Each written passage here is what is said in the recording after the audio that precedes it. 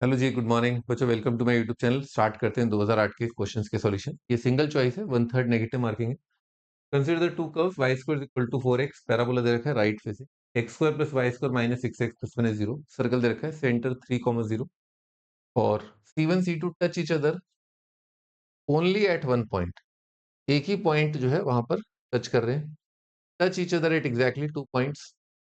Intersect but do not touch at exactly 2 points. Neither intersect nor touch.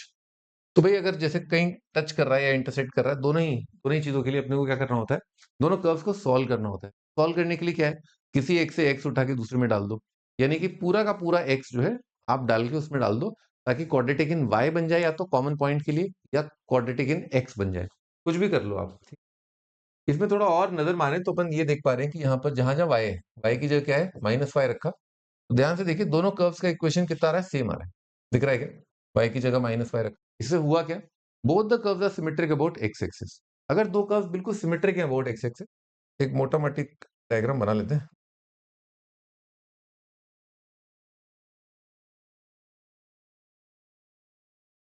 ठीक है, ये circle का centre कितना आ रहा है, 3, 0, यानी कि यहाँ पर आएगा।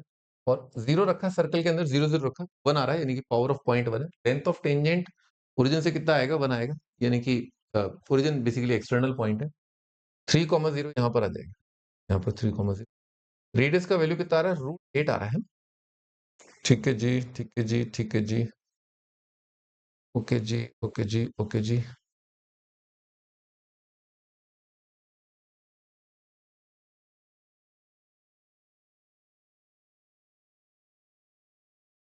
रफ डायग्राम है, रफ डायग्राम ये अपन ने बनाया।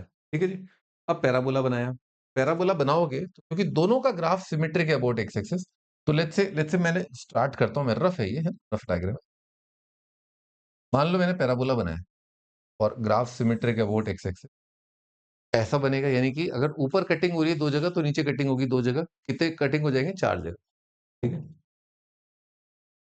ठीक है, ऐसा हो जाएगा। अगर मान लो मैंने पैराबोला बनाया ऐसा, ठीक है, मान लो मैंने पैराबोला बनाया ऐसा, इस तरह से। ठीक है, तो कितनी जगह टचिंग हो जाएगी, दो जगह। अभी कह रहा है touch each other only at one. तो ये तो हो ही नहीं सकता ना, ग्राफ सिमेट्रिक है अबाउट एक्स एक्सिस।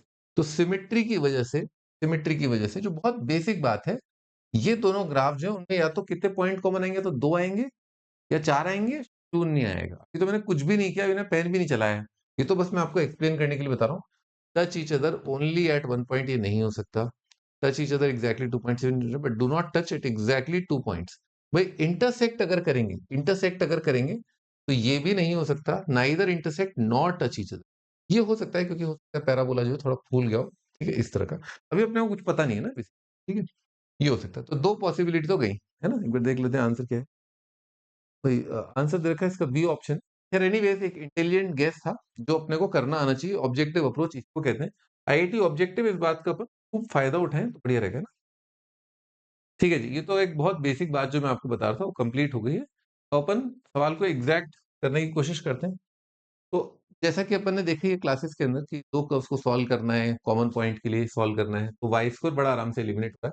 यहाँ पर मैंने 4x रख दिया, आ जाएगा x² plus 4x minus 6x plus 1 is equal to 0। बच्चों ये परफेक्ट स्क्वायर बन रहा है, x माइनस का स्क्वायर इज इक्वल।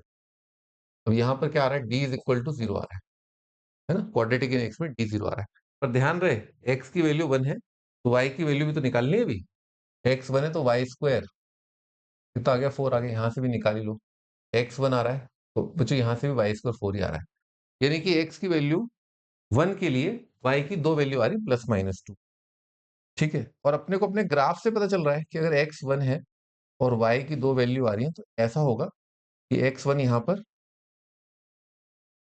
ठीक है ना, ऐसा होगा x 1 यहाँ पर, 2 यहाँ पर, और 1 यहाँ पर, -2 यहाँ पर। तो अब तक भी अपन ये बोल सकते हैं कि टच करेगा दो जगह। ठीक है ना, touch each other exactly 2 point आ जाएगा। ठीक है। पर हाँ, अगर बिल्कुल खड्डे में जाके आप इस प्रॉब्लम को करना चाहते हैं, तो उसके लिए एक बहुत सिंपल तरीका है। ठीक है ना, जब भी अपने को इंटरसेक्टिंग और कटिंग में थोड़ा सा भी डाउट हो, वैसे यहाँ पर तो क्लियर है कि कोऑर्डिनेट ज्योमेट्री का सवाल थोड़ा ज्यादा है, कैलकुलस का कम है। पर इसमें भी अगर अपन कैलकुलस डालें तो ये है कि भी जब डिफरेंशिएट करो इसको, dy बाई dx निकालो, dy बाई dx दोनों कर्व का कौन से पॉइंट पर, किसी एक पॉइंट पे निकाल के देख लेते हैं 1 और 2 पर। तो दोनों कर्व्स का dy बाई dx क्या आएगा, इक्वल आएगा, यानी कि टेंजेंट लाइन सेम होनी चाहिए। तो दोनों कर्व्स बोलते हैं टच करते हैं एक दूसरे को ना। dy बाई dx चेक कर लेते हैं, इसको डिफरेंशिएट किया कितना आएगा, 2y y dash is equal to 4। इसमें तो y है तो y को 2 रखा, y को 2 into 2 into slope is equal to 4, तो स्लोप कितना आ जाएगा 1। इसको डिफरेंशिएट किया कितना आएगा, एक्स स्क्वायर का डेरिवेटिव 2x, वाई स्क्वायर का derivative 2y y dash 6 is equal to 0। इसमें x को रखा अपन ने 1, x को रखा 1, y को रखा 2, तो 4 टाइम्स स्लोप आ रहा है -6 इज इक्वल टू 0। बड़े आराम से दिख गया होगा यहाँ पर भी स्लोप कितना है 1। तो अपन ने टेंजेंट लाइन का स्लोप देख लिया।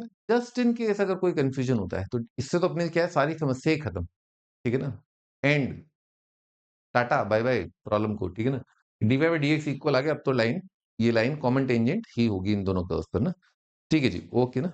तो प्रॉब्लम अच्छा प्रॉब्लम है। ठीक है, कर्व स्केचिंग से अपन कर सकते हैं, थोड़ा ऑब्जेक्टिव अप्रोच लगा सकते हैं। ठीक है, तो ग्राफ कर्व स्केचिंग में बहुत ध्यान रखिए, वो आपके एग्जाम में काफी हेल्प करेगा आपका। बाय।